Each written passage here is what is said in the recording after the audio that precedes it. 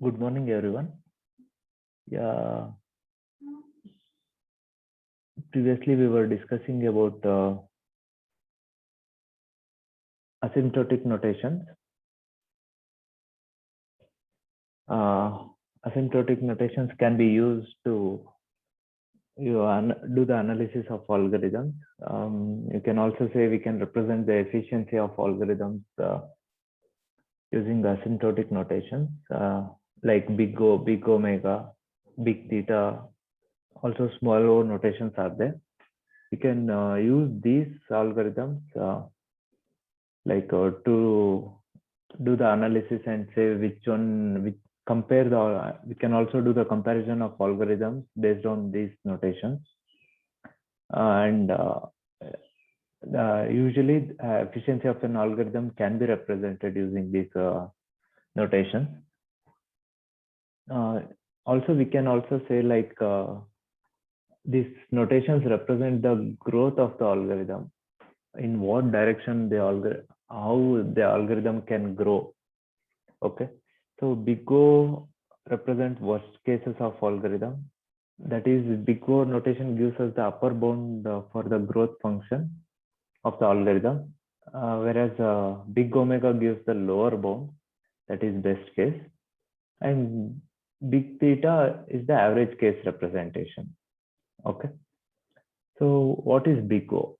In the previous class also we saw this. What is big O? Given two functions f of n, we can represent our algorithm in the form of a function, okay, which we can call it as f of n, or in textbook has given it as t of n. So we can represent the algorithm in the form of function, and algorithm is nothing but we'll find out the most basic steps in the algorithm, and using that we can create a function of that algorithm. So what is big O? Big O, given two functions f of n and g of n for a certain input, we say that f of n is in the order of g of n if and only if there exists positive constant c and n naught such that f of n is less than or equal to c into g of n, wherein n should be greater than or equal to n naught.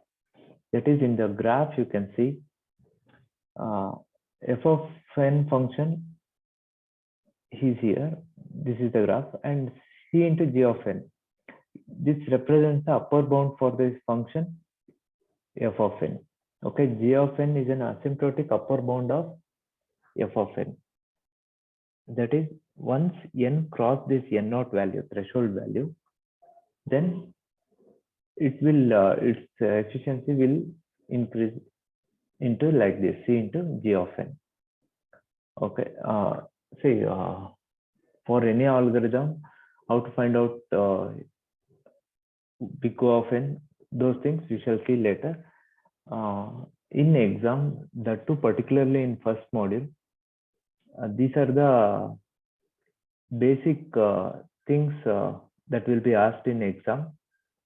Okay, explain asymptotic notations, or they may ask directly explain big O. See, this is the definition of big O. So, okay, what is big O? Its actual definition, and the thing is how we can use this in our analysis of algorithm. Okay, this is just big O definition. This is how big O is defined. Okay, they have taken two functions, and this is how they have defined it. How f of n grows along with c into g of n. It's a constant value. C is a constant. Okay, let's see a few examples.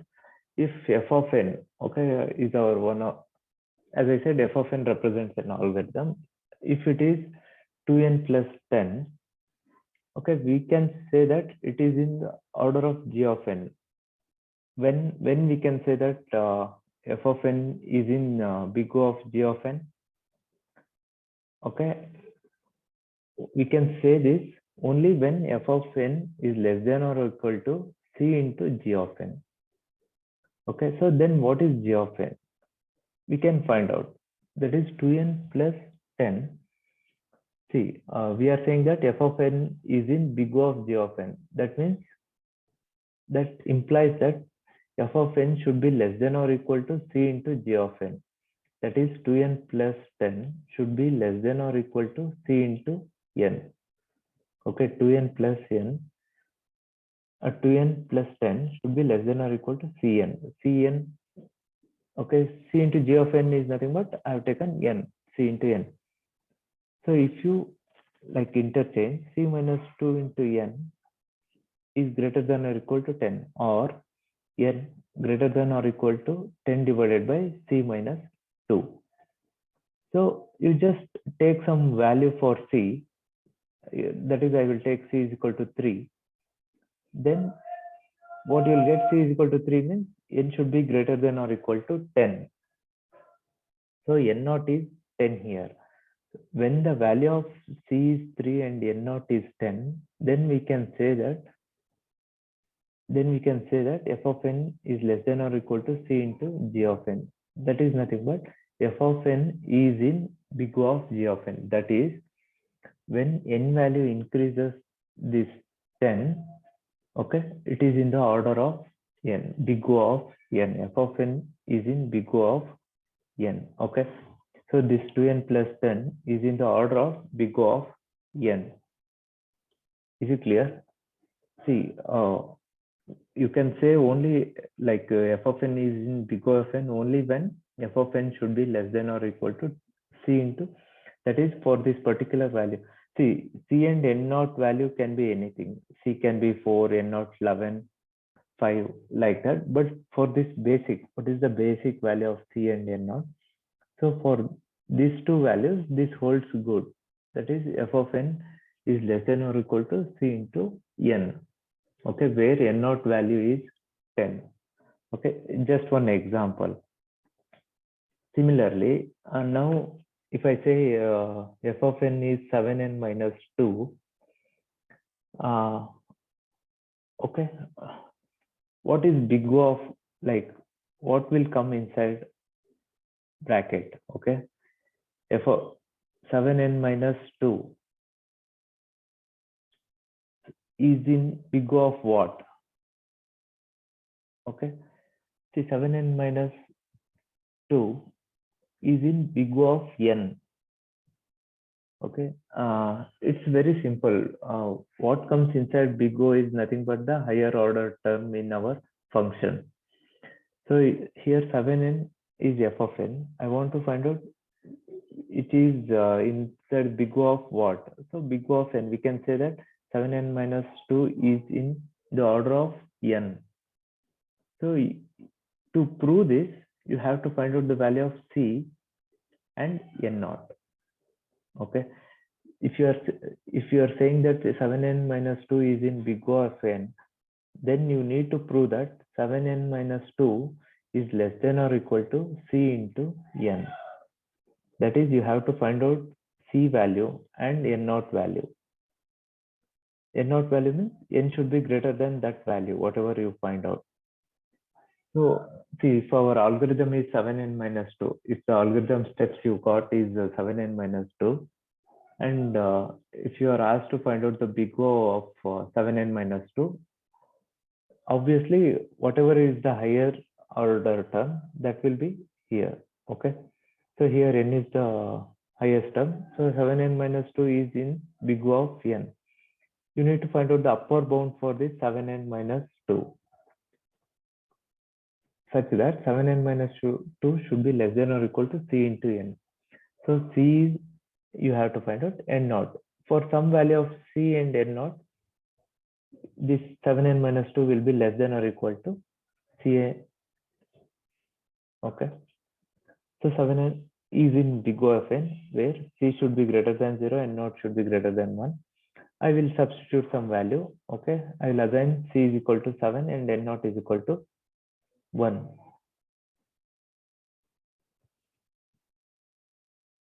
Is my voice breaking?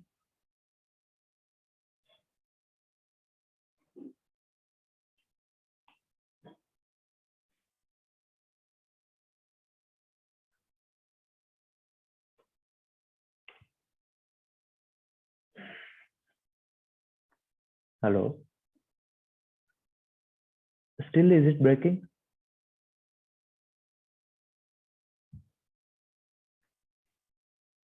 Okay, I got it. Okay, everyone need not have to reply. Now also, are you facing any disturbance?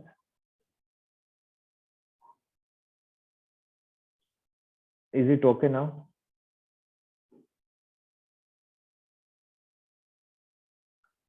Okay. Okay, we are interested to find out. We want to see whether 7n minus 2 is in the order of n or not. To do that, you have to find out 7n minus 2 whether it is less than or equal to c into n. That is, you have to find out c value and n naught value. Okay, I will say take c is equal to 7 and n naught is equal to 1. Okay, so if you take this value, then 7n minus 2 is obviously less than c into n. Okay, see, big O just represents the upper bound. How, like, for what possible, like, if you go on increasing the value of n, that is, if your input size increases, what is the worst case upper bound for the function? Big O represents just the upper bound for our function. So worst case scenario for our given algorithm. Any algorithm, big O of n represents the worst case situation for that algorithm. Okay, if you go on increasing the value of n, what is the worst case it will end up? Okay, so in this case, what is big O of if this is f of n, 3n cube plus 20n square plus 5. So big O of what? What it is? Here, what is g of n? Can anyone tell? See, f of n is 3n cube plus 20n square plus 5. Okay. So what is big O? Big O of what? See, any f of n you take, whatever is higher order term, it will be big O of n cube. Okay, big O of n cube. Any function you take, okay, if it is 3n square plus 10, so it will be big O of n square. Okay, 3n plus 2, then it will be big O of n. So here it is a big O of n cube. Whatever is higher order term, it is nothing but big O of n cube. So to prove that this f of n is in big O of n cube, what you need to find out? You have to find out that particular value of c and n naught value. Okay. Once you get this c and n naught, you can prove that this f of n is less than or equal to c into n cube. Okay, this entire equation will be less than or equal to c into n cube. Then you can say that this equation is in big O of something n cube. So it's simple calculation. See, you have to randomly test for which value of c and n this equation holds good for basic minimal value. So if c is equal to 4 and n naught is equal to 21, there are a few other values of c and n naught, not just these two values. So for these two values, it will be this equation holds good. So you can say f of n is in big O of n cube. That is this equation 3n cube plus 20n square plus 5 is in big O of n cube. So here 3 log n plus 5 is in big O of what? 3 log n plus 5 is in big O of what? What is the higher order? 3 log n plus 5 is in big O of what? Okay, it's log n. Here higher order term is represented by log n. So if this is f of n, that is 3 log n plus 5, it is in big O of log n. Okay. So it is in big O of log n. Again, if you are asked to prove it, you have to find out, you need to find out value of c and n naught. See, in exam, they may simply ask you to explain big O, big omega, and theta. or they may ask you to prove such kind of, they may give you some examples and find out upper bound and lower bound. Okay, for any given function, what is the upper bound? Upper bound means, or worst case means big O, best case is big omega. They may ask like that, or they may straight away ask to explain these things. Okay, you need to find out C value and N naught and prove that 3 log N plus 5 is less than or equal to C into log N. Okay, it is big O of log N, C into log N. See, next, again, for C value of 8 and N naught, if it is equal to 2, so it will be less than or equal to this value. Okay, C is equal to 8. As I'm repeating it again and again, not just only for these two values, there are few other values for which again this condition holds good. Next question is, f of n is equal to 4n. Can g of n is equal to n square? Is it true? F of n is 4n. I am saying g of n is n square. That is, f of n is in big O of g of n. See, they have asked you to prove it. So before proving, my basic question is it true f of n can, whether f of n can be in big O of g of n? Is it possible or not? Is it true or not? Our f of n is a simple function 4n. So they are saying g of n is n square. So prove f of n is in g of n. That is big O of g of n. See, obviously, if they have asked you to prove it, then it means that this is true, right? See, otherwise they will not ask you to prove it. The question itself is prove it. That is, prove f of n is in big O of g of n, where f of n is 4n, g of n is n square. Okay, they are asking you to prove it. That means that this statement is true. But in the previous example, I explained you people that whatever is higher order term, that will be g of n. That is, if there is 4n here, we have to leave the constant. G of n is n. Okay, it belongs to, for this f of n, it will be big O of n. But here they have given big O of n square. Okay, first let's see whether we can prove it or not. Okay, again, to prove that, you have to find valid C and N naught. Then you can say f of n is less than or equal to C into g of n. If that condition holds good, then this is proven. Okay, f of n is in big O of g of n. So if you take n is equal to 4, okay, C is equal to, you just take 1. If n is equal to 4, what will happen? 4n is 16, gn is 16 square. So f of n is less than or equal to g of n. This will become true. Yes or no? So that means that f of n is in big O of g of n, right?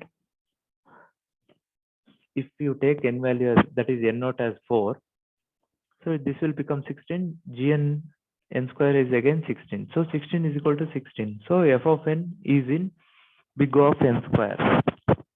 This can be proved.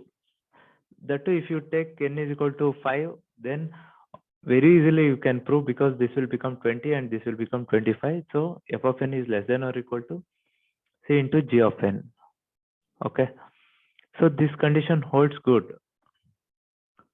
So now my question is, so for f of n is equal to 4n, is it big O of n or big O of n square? According to this condition, it is saying big O of n square. It is, you can also prove it correct for big O of n. Okay, you can also prove this for big O of n as well, because C value will be there. C into g of n. Okay, so this holds good for this f of n is equal to 4n. This holds good for big O of n, big O of n square, big O of n cube. Okay. For any higher values of G of n, it holds good. But we always keep the closest value while limiting the f of n. Whenever we are marking the upper bound, we'll keep the closest value. Okay. So there are a lot of values for which this condition becomes true. So this is common, like a big O of upper bound categories that you'll get. Big O of 1 is constant. If your f of n just has got if it is not dependent on input, it will be big O of n. Okay, if log n value is there as higher order term, it will be big O of log n, big O of n, big O of n log n. See, from slowest to the fastest, from fastest to the slowest. That is, if your algorithm is big O of n cube, then it will be slower than the algorithm which has got big O of n. But if your algorithm holds good for big O of n, then it will also hold good for this one and this one and this one. Is it clear? In our previous example, 4n, f of n was 4n. That means it is big O of n. It belongs to big O of n. Even it belongs to big O of n, it will also holds good for big O of n square, big O of n cube, or big O of n to the power of k, or that is 2 to the power of n. See, this from fastest to the slowest from in this direction. Big O of 1 is the fastest algorithm. If you say your algorithm is big O of n, it is fastest. Big O of n is less faster than big O of 1. Similarly, big O of n square is even more slower than big O of n. So when you are analyzing the algorithm, you'll try to find out the upper bound. That is, you'll try to represent the algorithm using big O notation. In that case, if you get, if you find out it is big O of n, algorithm 1, and another algorithm will find out it is big O of n square, then easily you can say that algorithm 1 is better than 2. And see, the one more thing is, practically speaking, there are many situations where this analysis won't work. Okay, lot of situations are there, lot of algorithms are there where this big O or big omega, these representations will not work as we expected. Okay, a few algorithms are there, sorting algorithms. I will just show you. In the upcoming chapters, we will be discussing these things with respect to algorithms. Okay, then you cannot, like, running time of certain algorithms are better, even though its representation is big of n square or n cube. But when we are doing the analysis, you'll get it as big of n square, but its running time will be better than the algorithm with big of n. Okay. For majority of things, this holds good, but you cannot say that this is the ultimate measuring tool for the performance of any algorithm. Okay, for theoretically, for study purpose, it is fine, but you cannot, like, this is not the ultimate measure of any performance of any algorithm. You cannot say that efficiency of any algorithm I will measure based on these things. Okay, if both the algorithms okay, one more question. If there are two algorithms and both have got big O of n, what do you think their running time will be same? You can say that both the algorithms are same. Efficiency of both algorithms are equal. If two algorithms, if they have got big O of n as upper bound, can we say that execution of both algorithms are same? Efficiency of both algorithms are same? Okay, so that is one question you just think. Because yeah, as I said, lot of algorithms will be studying, will be doing programs on those algorithms in the lab. Okay, and as we said, like, this also gives the growth of the algorithm along with the input. If you increase more number of input, how the algorithm will grow. Okay, what is the upper bound, what is the lower bound? to represent those things, we have big O, big omega and all. See, the thing is, you have to understand what is big O representation. Okay, how you are going to get the big O of n or n square, and how to substitute these values and calculation. Okay, next is big omega. See, obviously, f of n should be less than or equal to c into g of n. That is big O. Definition of big O. Big omega is nothing but f of n should be greater than or equal to c into g of n, or c into g of n should be less than or equal to f of n. That defines big omega. That is, it gives the lower bound for our function f of n. Okay, that is the best case for the algorithm. For f of n, there exists c and n naught such that c into g of n should be less than or equal to f of n. See, these three notations, definitions, graph, everything you have to write like this, and you have to explain it in this way itself. Okay, GF, and if possible, write one example for each of these notations, because it will be asked in exam for 8 to 10 marks. Very easy thing.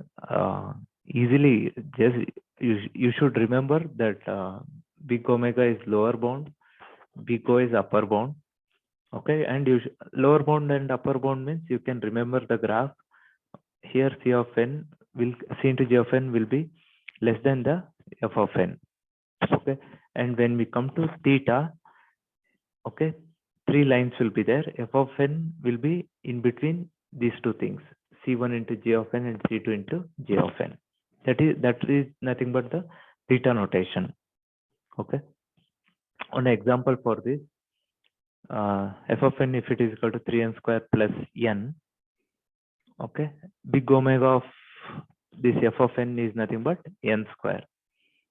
So there exists some c value and n naught for which this f of n is greater than or equal to omega of n square. That is, c value you substitute 3 and n naught is 1. Okay, so 3n square plus 3 means here it will be 3, it will become 4. 4n is f of n is greater than or equal to c into g of n. Similarly, for all those examples, you can find out omega of g of n. Okay, just like you determined the upper bound, you can also find out the lower bound. Best case for all the functions. Okay, if asked, if given f of n, you can find out upper bound as well as lower bound for any function. So theta, as I said, here f of n lies between c1 into g of n, okay, less than or equal to f of n, less than or equal to c2 into g of n. This is upper bound and this is lower bound. Our f of n lies here. Okay, for some particular value of n naught, okay, for this particular input value, the graph will tend, it will become like this. This is the average value, lower bound and upper bound. Okay, lower bound and upper bound. Okay, previous example itself. Now f of n is equal to 3n square plus n. Okay, can you people tell me what is theta here? Theta of g of n.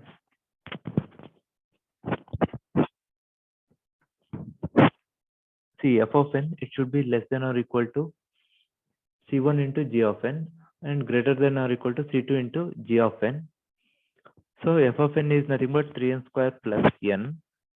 Okay, 3n square plus n. So what is theta now? Theta of what? See, that is nothing but theta of n square. Okay, now what you need to prove? You have to prove that this theta of n square, okay, it has two values. You have to find out the c1 and c2 value such that f of n is greater than this one and less than this one, C1 into G and C1 into G of n and C2 into G of n. Okay, so yeah, again, you need to do the calculation. If you take C2 value is equal to 3 and C1 is equal to 4 and n value just keep it 1, then it will be 3n square. Okay, 3n square less than or equal to 3n square plus n. Here C1 value we have taken 4. So this is the average case, theta of n square. Okay, here for all these things, important is C value and n naught value for all the asymptotic notations. That is, see, obviously we have come for asymptotic analysis to find out the order of the growth. That is, as and when input increases, what happens to our algorithm, what happens to our function. So it can either reach upper bound or lower bound. That will be based on the constant values C1 and C2. So average, theta represents the average case. That is theta of n square. Here theta of n square becomes true for C2 is equal to 3 and C1 is equal to 4. And n value is 1. Okay, is it clear? So these three are the asymptotic notations, important asymptotic notations, which represent the growth of the algorithm, or you can say that it represents the efficiencies of the algorithm. Okay. Usually problems will not be asked in these three things, but definitions will be asked. Again, we will be talking about these notations. For time being, you just keep in mind, Pico represents upper bound, best case. Big omega represents lower bound, best case. And theta represents the average case. That is tight bound, we can say. So that you should you just keep in mind. In each and every topic, we will be, with respect to each and every algorithm, we will be discussing about these notations, okay, in upcoming classes. Again, these things will lead to a lot of confusions and doubts. If you have textbook, once you go and read the textbook, okay, and try to clear your doubts, you have to read it twice or thrice so that you'll get the clear picture of what are these things, how to use these things. Okay, anyhow, in upcoming classes, we shall see about these things in detail. Okay, all of you just mark your attendance fast. Okay, we are running out of time. And those who are not attending the classes, inform them they have to attend it. Or if they have network issues or anything, permanently if they can't attend, they have to inform me or HOD. Or they have to tell their mentors why they can't attend the class. Okay. And afternoon lab will be there. Narendra sir will send the link.